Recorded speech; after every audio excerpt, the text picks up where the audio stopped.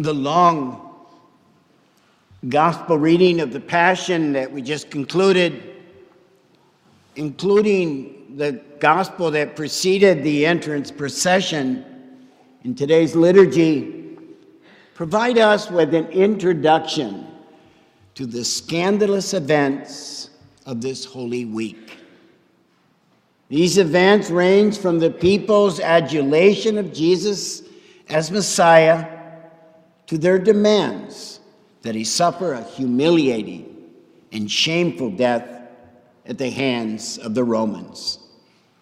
Palm Sunday and Holy Week present us with those bewildering contradictions on how people in the past, and perhaps people continue today, how they treated Jesus.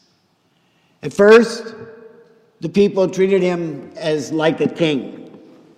There was tremendous joy and excitement among them when he entered Jerusalem. We heard that in the proclamation of the gospel. They greeted him as Messiah, Hosanna in the highest. Blessed is he who comes in the name of the Lord. And less than a week later, that same crowd, that same screaming was going on, but according to Mark's gospel, they were insisting that Jesus be crucified. Their attitude towards him had changed fundamentally. We might ask ourselves, why?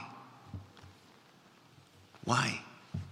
Could they at one moment be praising him and the next moment be calling for his death? In the next few moments, I will invite you to spend a few minutes in reflecting personally and quietly on that question of why. Why are we humans sometimes so fickle? In contrast to us, God is loyal, God is steadfast, God is completely dependable, God is self-giving, loving, compassionate, and ever forgiving.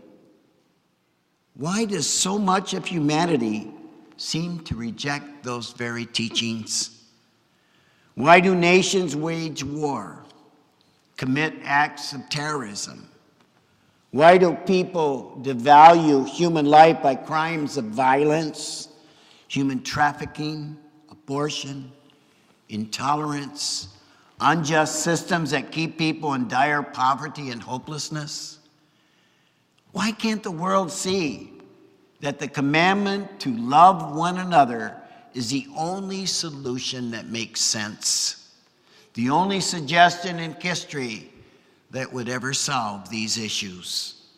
Why do so many endure the weight of carrying the cross and so few reach out to help lessen that burden? I invite you, myself, to take a few moments now of silence to ask ourselves, where are we in the gospel today? Are we with the crowd shouting, Hosanna to the Messiah? Or are we with those who are shouting, crucify him? And then let us ask ourselves, why?